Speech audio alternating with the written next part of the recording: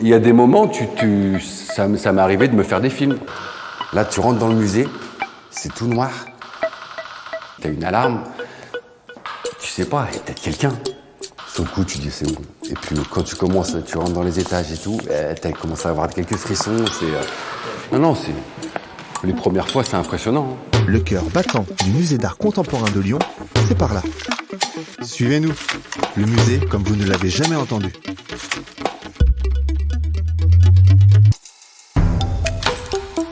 Prochain arrêt, musée d'art contemporain.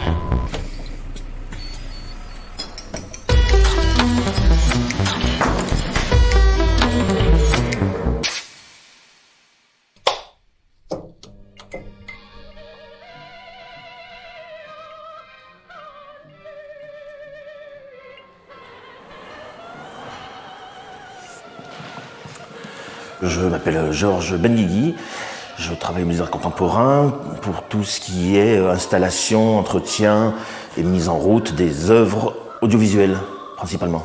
Alors pas le premier arrivé en tant que personne dans le musée, mais le premier à monter dans les étages pour aller voir ce qui se passe, pour les mettre en route et en même temps vérifier que tout va bien. Avant, je prends l'exemple de l'éclairage, avant c'était des halogènes, des lampes qui grillaient facilement, donc je faisais mon tour. L'électricien, des fois, me disait, c'est bon, t'as vu quelque chose? Je dis, oh, il y a une lampe au deuxième, il y a 3 lampes au premier, ceci, cela. Maintenant qu'on est tout passé en LED, c'est une panne, mais c'est vraiment très, très rare, très, très rare. On a plus souvent une affiche qui bouge, un tableau qui a bougé ou quelqu'un qui a touché quelque chose. Ou alors, bien sûr, les traces contre les murs, ça, c'est permanent, hein, entre les enfants qui s'amusent, les murs se salissent régulièrement, tous les jours. Dès la mise sous tension du musée, environ vers, 7h30, 8h, le bâtiment s'allume, il y a des œuvres qui se mettent en route quasiment toutes seules. C'est un moment d'éveil du musée où c'est un peu privilégié, j'ai envie de dire. On a toute l'installation pour nous, on a le temps, s'il faut, de lire un cartel ou deux, des choses comme ça. Non, c'est quand même pas mal. Ouais, c'est quand même pas mal. Bah, très bien, donc je prends les télécommandes dans le placard et puis on commence à faire le tour. Hop, les voici. Ce sont bien des télécommandes propres à chaque appareil et c'est variable en fonction des installations. On a différentes marques, différents modèles. Et puis on essaye de diminuer le plus possible pour simplifier l'allumage pour tout le monde, parce que je suis principalement l'allumeur, on va dire, des œuvres, mais il y a aussi la responsable des gardiens qui allume le week-end, et donc elle est moins technique, hein, et il se trouve que on essaie de simplifier au plus possible, tout en gardant bien sûr le contenu.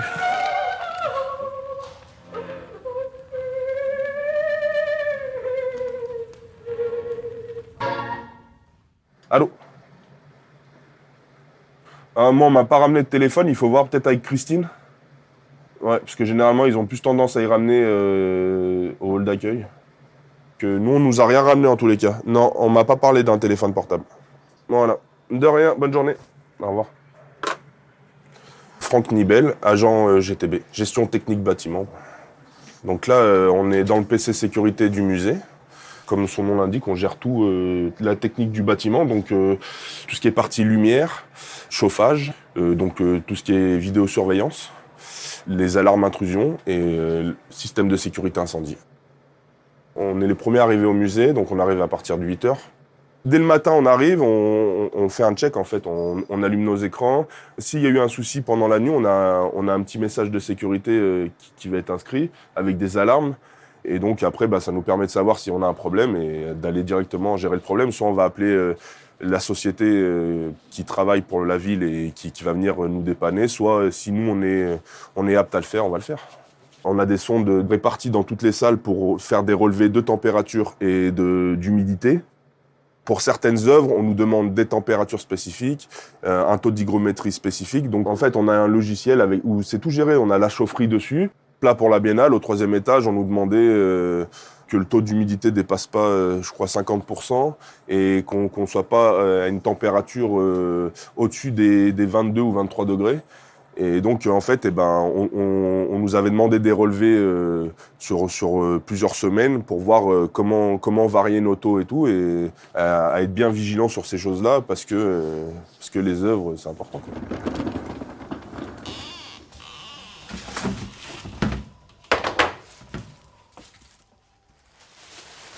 En fait, nous, on prépare notre chariot la veille. Quand on part, on range notre chariot la veille, après avoir fait notre travail.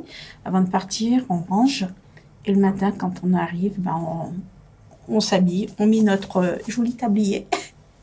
Et puis après, on commence, on prend notre chariot. Et c'est un gain de temps, en fait, quand on prépare son chariot la veille. Moi, c'est Marie-Aude. Je suis prestataire de nettoyage, en fait, de la ville de Lyon. J'ai ma collègue qui fait tout ce qui est l'administration, les bureaux. Et moi, je fais l'accueil, les toilettes publiques dans les étages, uniquement les toilettes. Quand il y a la fermeture du musée pour le démontage et le remontage, on est quand même là. Parce qu'il y a le personnel aussi, il faut penser à eux. Donc le musée fonctionne quand même. Il y a quand même la GTB qui est là, il y a quand même les personnes qui s'occupent du montage et tout. Pour eux aussi, il faut que ce soit propre, pas uniquement pour les visiteurs. Donc c'est tout à fait normal. On doit être là, on doit être présent. Tu peux juste m'ouvrir l'autre bâton de la porte en face de toi, au-dessus de la boutique, s'il te plaît? Oui, j'ouvre la porte, oui. Signe au-dessus du canapé, l'œuvre n'est pas allumée de James Bond. Ok, je vais voir avec Georges. Ok. J'ai perdu Georges.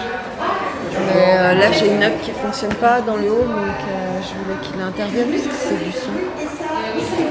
Christine Garcia Pedroso, responsable de l'accueil du public. J'ai plus 15 agents sur cette exposition, en sachant qu'on a une amplitude d'ouverture du mardi au dimanche, ce qui fait qu'ils ont leur lundi de repos, mais il faut que je leur attribue un deuxième jour de repos dans la semaine, sauf le week-end, puisque c'est là où on a plus d'affluence. Donc on tourne autour de 10-12 agents par jour. Donc les salles étant plutôt grandes, avec beaucoup d'installations, beaucoup d'œuvres, ils sont très peu assis puisqu'ils doivent plutôt se déplacer dans les espaces pour voir ce qui se passe. Pas de lecture, pas de téléphone portable, pas de position assise trop longtemps, surtout quand il y a des visiteurs dans l'espace.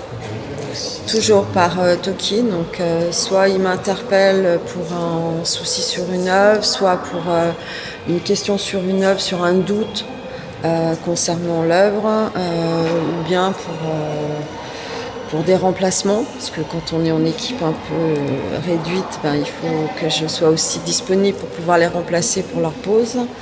Et puis pour toute autre question, pour des demandes de congés à poser, des documents administratifs, tout, un peu tout. Début d'exposition, ils ont des consignes sur la fragilité de certaines œuvres et effectivement le fait qu'il faut qu'ils soient plus présents lorsqu'il y a des groupes. Pour les médiateurs, peut-être on leur demande aussi d'éviter certaines œuvres, ce qui peut arriver, ou bien d'en parler mais pas à proximité de l'œuvre, c'est-à-dire d'être plus à l'écart, c'est-à-dire soit vers les entrées, soit dans une pièce un peu plus large pour éviter déjà de bloquer l'espace aux visiteurs individuels et puis de mettre en protection un peu l'œuvre.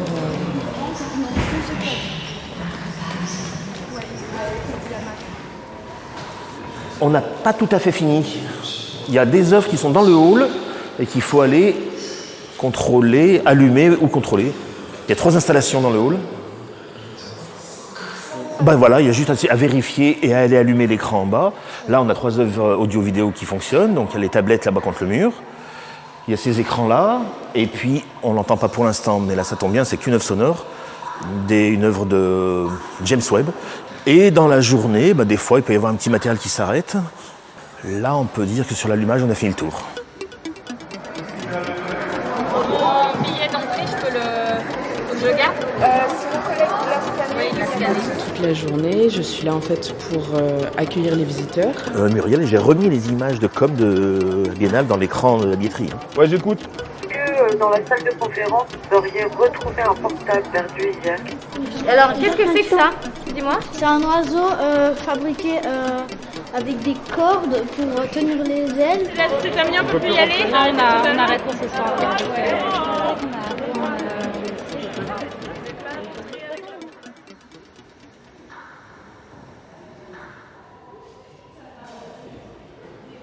Là, je vais passer dans les étages pour éteindre les œuvres, notamment là, de la vidéo, donc uniquement les vidéoprojecteurs pour pas qu'ils claquent lors de l'extinction du musée brutalement. Après, tout ce qui est télé, on les laisse tourner, ça s'éteint avec le musée. Donc on a des petits sacs mis à notre disposition. Je commence toujours par le 3e, donc comme ça je descends puisque l'exposition débute au 3e, donc logiquement il n'y a plus de visiteurs au 3e. Les seuls visiteurs qui devraient rester devraient être au 1er. Donc là j'éteins juste ce vidéoproche. J'ai fini pour le 3e, c'est plutôt court. Et là donc j'ai 2 vidéoproches, dont une que j'aime particulièrement parce qu'il faut que je sois sur la pointe des pieds et que j'arrive à capter pour l'extinction. Je sais. Et encore ça va parce qu'en premier lieu il fallait monter sur une chaise pour éteindre d'en haut. Donc, mais Georges fait les choses bien. Quand je lui dis que ça ne va pas du tout pour l'allumage ou l'extinction, il essaye toujours de faire au plus court. On le met en sommeil.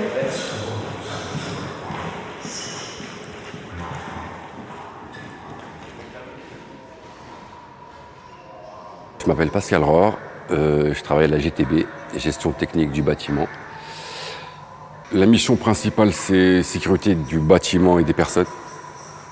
Les principales missions, bien sûr, c'est les rondes, c'est observation, c'est odeurs suspectes, bruit suspect. On va partir là. Je prends mes clés, mon toki.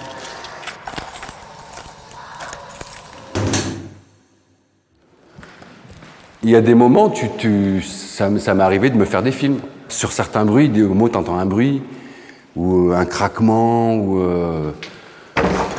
c'est surtout quand tu viens d'astreinte en fait. Tu es appelé dans la nuit, si sur une alarme ou sur... Là, tu rentres dans le musée, c'est tout noir. Et là, tu dis merde. Sur le coup, tu dis c'est bon. Et puis quand tu rentres dans les étages et tout, tu commences à avoir quelques frissons. Ouais, parce que tu dis, tu as une alarme, tu sais pas, il y a peut-être quelqu'un. Parce que après, t'as beau avoir le visionnage, t'as beau avoir les caméras, mais voilà, tu sais pas. La plupart des gens qui viennent pour la première fois, ils disent que si tu sens que ouais, t'as le bâtiment, on se perd, c'est grand, c'est impressionnant. Ce qui est vraiment impressionnant en fait, c'est quand tu fais le tour et que les plateaux sont vides, il n'y a rien. C'est là que tu te rends compte vraiment que le bâtiment, du moins les espaces, c'est immense. Dès que l'éclairage se coupe, en fait, t'as plus rien. Même si t'as les télés qui restent allumées après la fermeture jusqu'à la fermeture de l'extinction des salles, tu as encore un peu de bruit. Mais après 19h, tout ce qui est branché sur l'extinction au niveau de l'éclairage, des expos, t'as plus un bruit. À part la télé où on est passé tout à l'heure. Mais autrement, c'est vrai que quand tu arrives là, au premier étage, s'il n'y a pas de vidéo qui reste 24/24, tu entends juste les bruits que tu n'entends pas d'habitude. Après, tu vois l'expo différemment. On est au sous-sol. Par contre aussi, là, voilà, comme ça donne sur l'extérieur, bien fermer les fenêtres. Puis la porte aussi. Donc là, attention, il y a du bruit.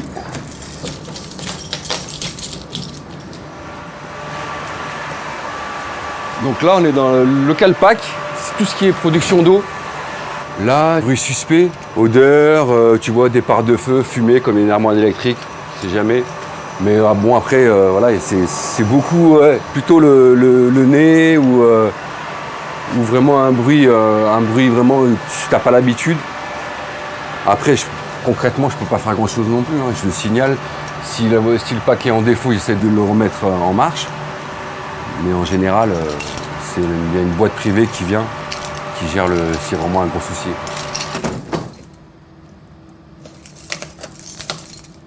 Dans chaque partie du bâtiment, si mettons, il y a une sortie de secours, je vérifie que ce ne soit pas obstrué, que ça soit en entrée ou en sortie.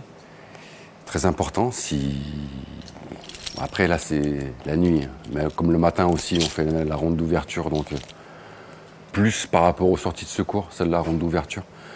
Parce que moi, on se dit, en général, dans la nuit, c'est pas passé grand-chose, donc les locaux techniques ou autres, c'est surtout aux sorties de secours, s'il n'y a pas de problème. Une fois que j'arrive là, ma fin de service, je rentre dans un logiciel, je fais mes fins de service, je fais ma ronde, le départ de ronde, tout, ainsi de suite. Je check le système d'alarme, et puis je regarde si tout va bien. Là, là, c'est de lumière. J'éteins tous les ordis, que les écrans. Je peux pas éteindre l'ordi parce que c'est des logiciels, tout ce qui est technique, GTC. Vaut mieux pas le faire. Je fais le renvoi d'appel sur la personne d'astreinte, qui est mon responsable cette semaine. Donc voilà, je check tous les ordis, je regarde l'ADI s'il y a que les boutons verts derrière vous. Là, j'ai terminé, je vais pouvoir rentrer chez moi, mais il me reste juste une petite dernière chose à faire, c'est de verrouiller le musée et de fermer la porte automatique. Et puis après, je me sauve. Si l'épisode vous a plu, n'hésitez pas à le noter 5 étoiles. Vous pouvez également inviter vos proches à nous écouter et à s'abonner. C'était Prochain Arrêt, le podcast du Musée d'Art Contemporain de Lyon.